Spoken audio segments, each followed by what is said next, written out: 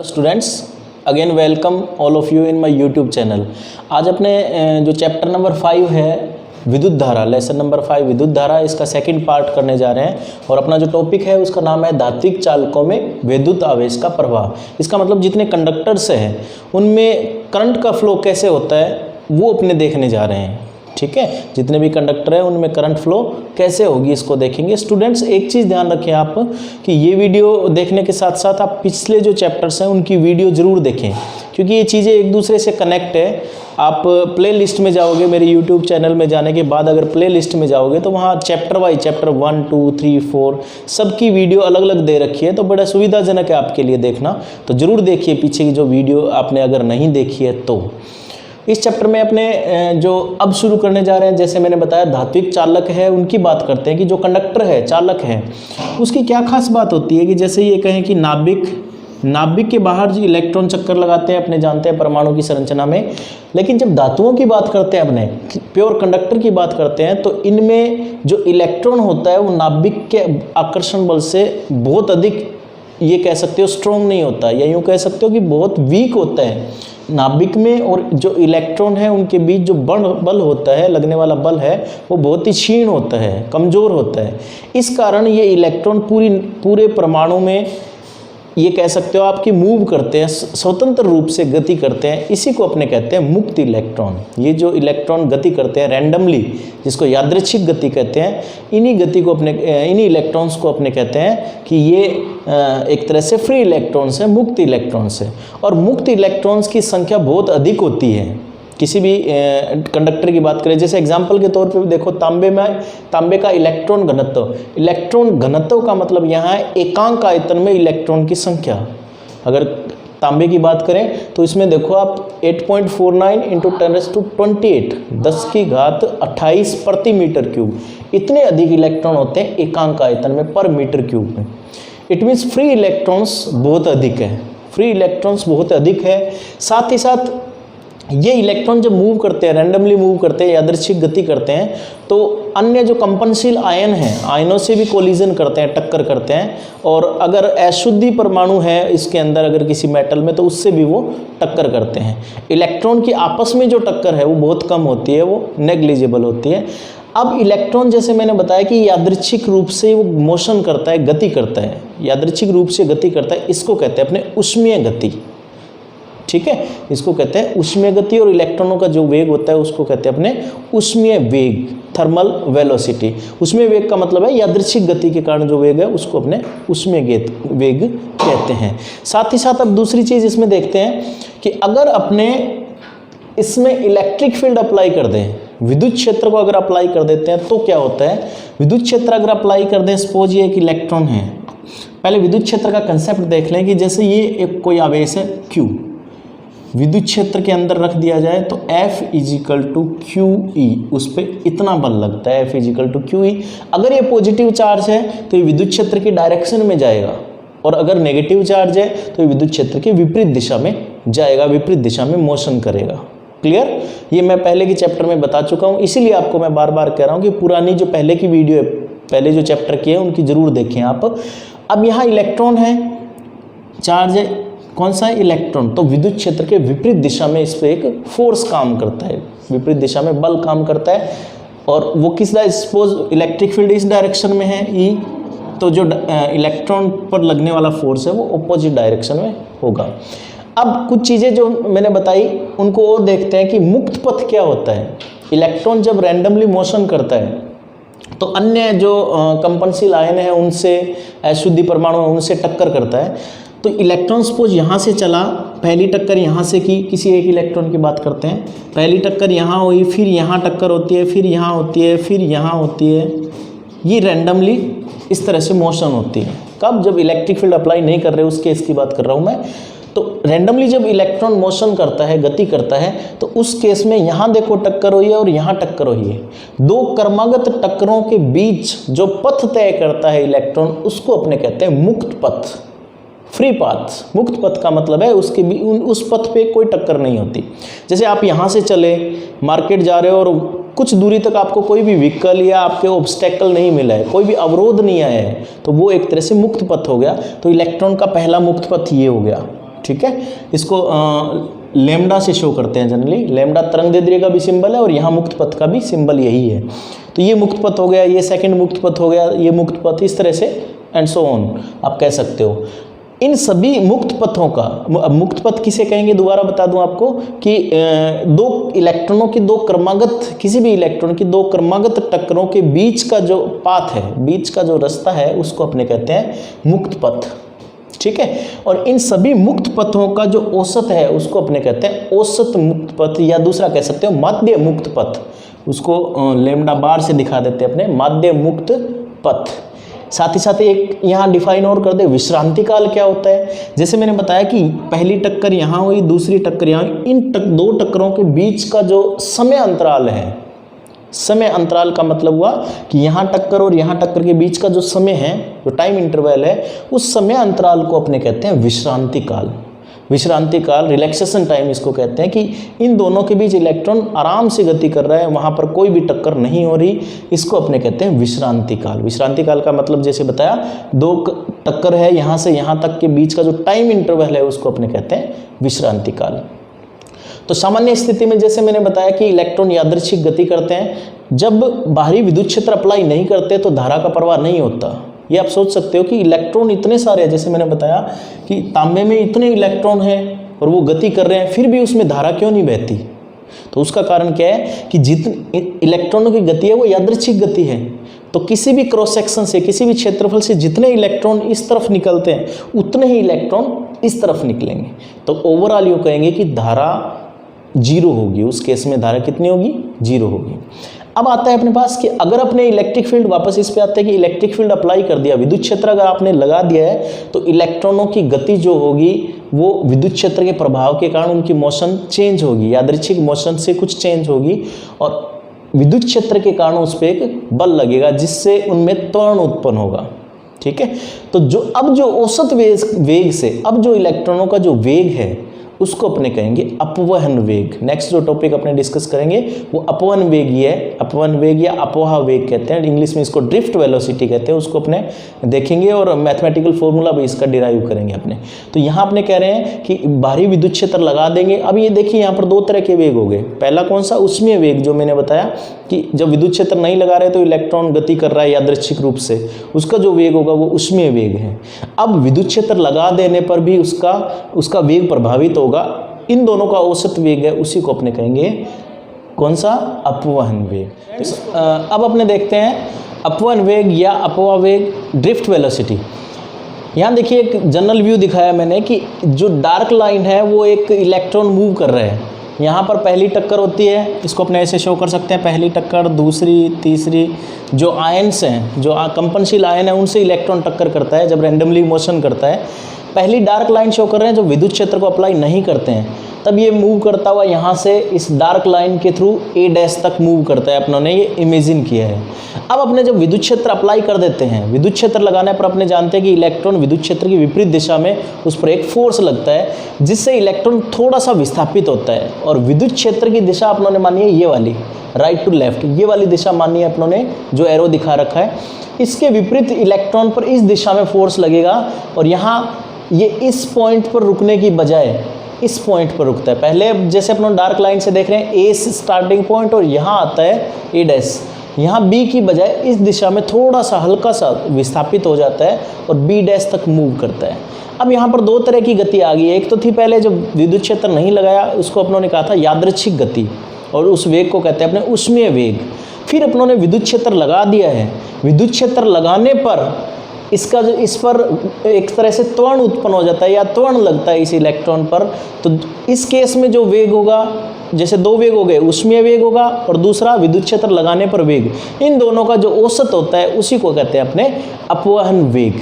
या शॉर्ट में अगर समझना चाहें तो अपने कह सकते हैं पहले विद्युत क्षेत्र नहीं लगाया था, बाद में विद्युत क्षेत्र लगाया है। फिर जो विद्युत क्षेत्र लगाने पर और नहीं लगाने पर इन दोनों का जो औसत वेग है इलेक्ट्रॉन्स का, दोनों केसेस का, उसको कहते हैं अपने ड्रिफ्ट वेलोसिटी या अपवहन वेग। इसको ऐसे डिफाइन करते हैं, बाह्य विद्युत क्षेत्र की उपस्थिति में इलेक्ट्रॉन के उष्मीय वेग व विद्युत क्षेत्र के कारण वेग के औसत मान को अपवाह वेग या अपवहन वेग कहते हैं। इसको अपने VD से डिनोट करते हैं, ड्रिफ्ट वेलोसिटी। ड्रिफ्ट वेलोसिटी या अपवहन वेग। यहाँ इंपॉर्टेंट चीज़ स्टूडेंट्स ये आती है कि अपवहन वेग की वैल्यू बहुत कम होती है, इन रियल अपवहन वेग का मान बहुत कम होता है। और ये कब, जैसे अपनों ने कहा कि यहाँ से या किसी भी 2 पॉइंट को ले लें अपने, यहाँ से यहाँ तक, इन 2 पॉइंट को लेते हैं अपने, बीच का जो पथ है उसको अपनों ने अभी पहले बताया था कि मुक्त पथ कहते हैं, लगने वाला टाइम है उसको अपने कहते हैं विश्रांति काल। तो यहाँ से यहाँ तक का जो एक तरह से पाथ है या टाइम इंटरवल का, वो टाइम इंटरवल है, इस इंटरवल में ही ये त्वरण काम करता है। इस पर विद्युत क्षेत्र के कारण जो त्वरण लग रहा है वो टक्कर होते ही इसका इफेक्ट खत्म हो जाता है। पहली टक्कर हुई, इसका इफेक्ट खत्म, फिर पहली से दूसरी में आता है, तब यहाँ से यहाँ तक इसका इफेक्ट रहेगा, टक्कर खत्म होते ही, टक्कर होते ही इसका इफेक्ट नहीं रहेगा, ना के बराबर रहेगा, ये कह सकते हैं। इसका मतलब इलेक्ट्रॉन जब मूव करता है तो इस पर बल लगेगा, और वो कितना लगेगा, F इजिकल टू होता है Q into E. Vector form में अगर देखें तो किसी चार्ज Q पर इलेक्ट्रिक फील्ड के कारण फोर्स लगता है F equal to q E. चूंकि अपने पास इलेक्ट्रॉन की बात कर रहे हैं तो इलेक्ट्रॉन के लिए F इजिकल टू कितना हो जाएगा, electron is a negatively charge, so minus e into E. Vector form में आप ऐसे दिखा सकते हैं। स्केलर फॉर्म में दिखाना है तो अपने सीधा कह सकते हैं कि F is equal to E into E. ठीक है, ये क्या शो कर रहा है कि F की दिशा और E की दिशा विपरीत होगी। नेगेटिव साइन का मतलब विपरीत, या ऐसे समझ सकते हो कि विद्युत क्षेत्र की दिशा तो ये है, लेकिन ये जो बल लग रहा है विद्युत क्षेत्र के कारण इलेक्ट्रॉन पर, वो इस तरफ होगा, राइट टू लेफ्ट होगा, यानी E की विपरीत दिशा में होगा। बल की दिशा कौन सी होगी, इस केस में यहाँ पर इस पॉइंट पे देखें तो, इस लास्ट पॉइंट पे देख रहे हैं अपने, तो इस दिशा में होगी। क्लियर, इसका मतलब F is equal to E into ये वाला माइनस ए। अब एक फॉर्मूला और जानते हैं अपने, इलेक्ट्रॉन का मास m और एक्सीलरेशन a हो तो F is equal to m a. Equation number 2, इन दोनों को अगर इक्वेट करें अपने, इन दोनों को F इक्वल टू ई और F is equal to m a, तो यहाँ से देखिए क्या आता है, समीकरण 1 व 2 से minus e into E with vector sign. यहाँ से त्वरण निकालते हैं अपने, तो माइनस ई अपॉन एम, ये आ जाता है लगने वाला त्वरण। किस पर, इलेक्ट्रॉन पर लगने वाला त्वरण। अभी अपनों ने त्वरण निकाला है इसमें, ठीक है, इलेक्ट्रॉन पर कितना त्वरण लगेगा, इतना, माइनस ई अपॉन एम।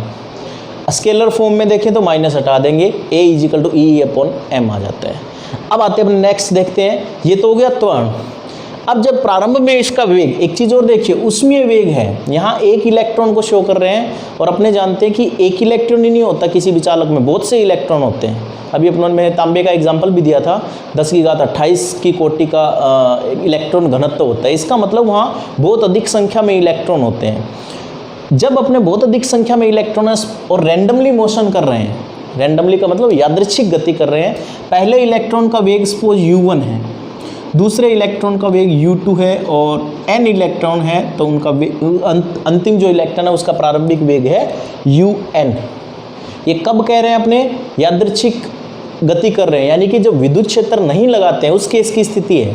आपने विद्युत क्षेत्र नहीं लगाया है, इलेक्ट्रॉन यादृच्छिक गति कर रहे हैं, पहले इलेक्ट्रॉन का प्रारंभिक वेग u1 है, दूसरे का u2, अंतिम का un।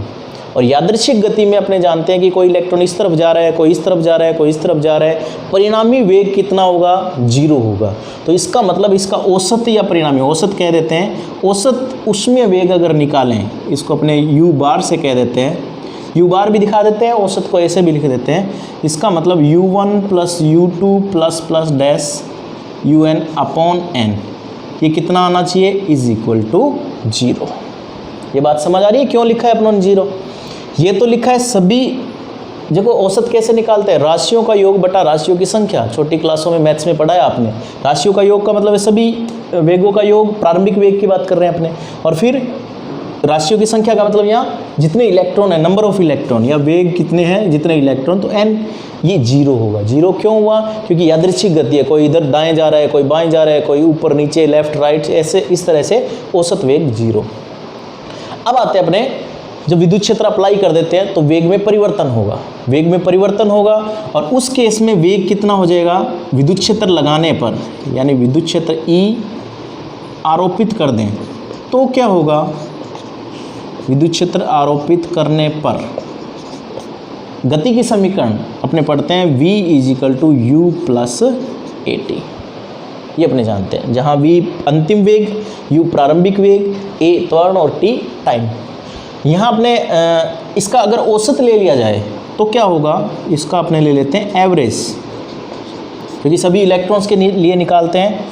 ये v कब है, जब विद्युत क्षेत्र लगा देते हैं तब औसत वेग, तो v का औसत, u का औसत प्लस a और t का औसत, ये आ गया अपने पास। अब इनमें वैल्यूज़ पुट करते हैं अपने और देखते हैं क्या आता है।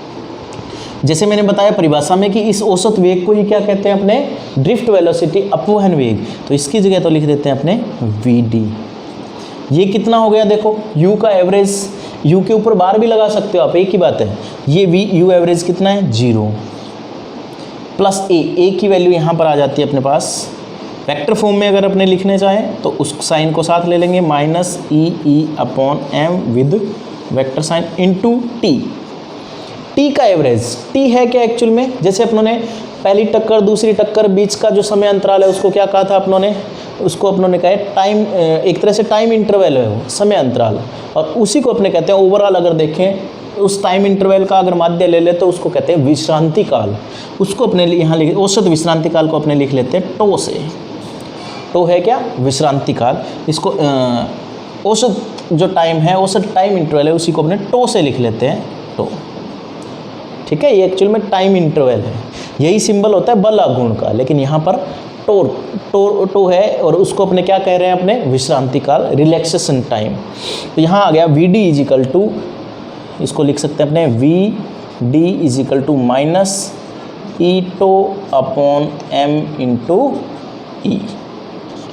ये आ जाता है अपवहन वेग का फॉर्मूला। अपवहन वेग का फॉर्मूला क्या आएगा, vd is equal to e minus E tau upon M into v. Formula है अपने पास अपवहन वेग, अपवहन वेग। क्लियर, यह है इलेक्ट्रॉन के लिए। अगर कोई कहे कि अपवहन चाल कितनी होगी, अपवहन चाल कितनी होगी, तो उसके लिए क्या करेंगे अपने, इसी फॉर्मूले में अपवहन वेग निकाल चुके हैं, अपवहन चाल, अपवहन चाल को अपने लिखेंगे vd। ये तो था वेक्टर है तो अपवहन वेग, तो यहाँ माइनस का साइन हटा देंगे, ई tau upon M into E, ये बन जाती है अपने पास अपवहन चाल। तो ये आता है अपने पास जनरल फॉर्मूला अपवहन वेग का, vd is equal to minus E tau upon M into E. ठीक है, अब यहाँ देखिए, अगर जनरल किसी चार्ज के, ये तो था इलेक्ट्रॉन, किसी जनरल चार्ज के लिए अपने को लिखना है कि अपवहन वेग कितना होगा, इसी फॉर्मूले को देखते हुए अपवहन वेग का फॉर्मूला किसी ये तो है इलेक्ट्रॉन की कहानी, कोई आवेश q है तो उसके लिए क्या लिख देंगे अपने, q tau upon m into E. इसका क्या मतलब हुआ कि अगर q पॉजिटिव है, इंपॉर्टेंट चीज़ है, ध्यान रखना, अगर q पॉजिटिव है, धनात्मक आवेश है, तो विद्युत क्षेत्र की दिशा और अपवहन वेग की दिशा समान होगी, और अगर q नेगेटिव है तो e की दिशा और vd की दिशा ऑपोजिट होगी, जैसा इस केस में अपनों ने लास्ट में वहाँ बताया भी है। इलेक्ट्रॉन के केस में vd की दिशा और e की दिशा डिफरेंट होगी या ऑपोजिट होगी, ये कह सकते हो ऑपोजिट होगी, ज़्यादा बेटर वर्ड ऑपोजिट है। तो ये आता है अपने पास अपवाह वेग और अपवहन वेग। गतिशीलता या मोबिलिटी, मोबिलिटी क्या है एक्चुअल में, अभी अपनों ने देखा था कि अपवहन वेग का formula vd is equal to minus E tau upon M into E, electrons के लिए देखा था। और सेकंड फॉर्मूला अगर इसको दूसरे रूप में अपवहन चाल की बात करें तो अपने वेक्टर साइन और नेगेटिव साइन हटा देते हैं, तो vd is equal to E tau upon M into E. किसी पर्टिकुलर मेटल के लिए, धातु के लिए अगर देखें तो यहाँ देखिए ये जो फैक्टर हैं इसको अगर गौर करें अपने, तो E charge of electron that is constant, ये नियतांक है, m इलेक्ट्रॉन का द्रव्यमान ये भी नियतांक है, तो यहाँ अपनों ने बताया था विश्रांति काल, रिलैक्सेशन टाइम। विश्रांति काल भी किसी भी एक पर्टिकुलर धातु के लिए, एक धातु के लिए नियत होती है। इसका मतलब ये क्वांटिटी है, ये नियतांक है, ये एक नियतांक है। तो अपने इसको क्या लिख सकते हैं इस फॉर्मूले के according, vd is proportional to e। इसका मतलब अपवहन वेग विद्युत क्षेत्र के समानुपाती होता है। और यहाँ इसको अपने लिख सकते हैं vd is equal to mu into E. इसका मतलब म्यू है क्या, म्यू है अपने पास ई टो अपॉन एम, या mu is equal to vd upon E. इसी म्यू को कहा जाता है मोबिलिटी या गतिशीलता। मोबिलिटी ऑफ इलेक्ट्रॉन ये है, mu is equal to Vd/E। इसको आप कैसे कह सकते हो दूसरे शब्दों में? पहले मात्रक देख लेते हैं इसका। मात्रक देखो यहाँ पर वेग है, वेग का होता है मीटर प्रति सेकंड। ये मात्रक और इसकी विमा आप एग्जाम पॉइंट ऑफ व्यू जरूर याद रखें। और विद्युत क्षेत्र का मात्रक होता है वोल्ट प्रति मीटर। वोल्ट प्रति मीटर है तो मीटर ऊपर तक चला जाएगा, ये आ गया इसका मात्रक। ठीक है, दोबारा बता दूं, वेग का है मीटर प्रति सेकंड और विद्युत क्षेत्र का होता है वोल्ट प्रति मीटर। प्रति मीटर है तो ऊपर जाएगा metre square upon second into volt. ये इसकी यूनिट है, यूनिट ऑफ मोबिलिटी। ये अक्सर एग्जाम में पूछी जाती है कि गतिशीलता क्या है, उसका मात्रक लिखिए। तो मात्रक आप विशेष रूप से इसका ध्यान रखें। Mu is equal to Vd/E। अगर अपने इसकी मैथमेटिकली डेफिनेशन बनाना चाहें, इलेक्ट्रिक फील्ड यूनिट हो 1 वोल्ट प्रति मीटर, तो क्या होगा mathematically mu is equal to Vd।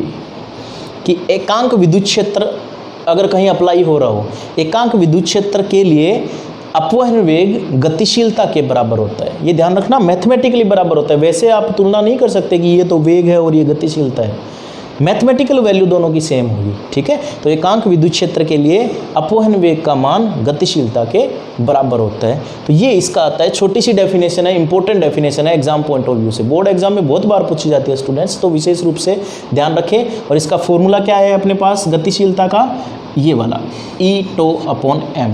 किसी चार्ज के लिए अगर इसका व्यापक रूप देखें इसका, तो E की जगह Q लिख देते हैं, Q/m। ये इसका व्यापक रूप आप कह सकते हो।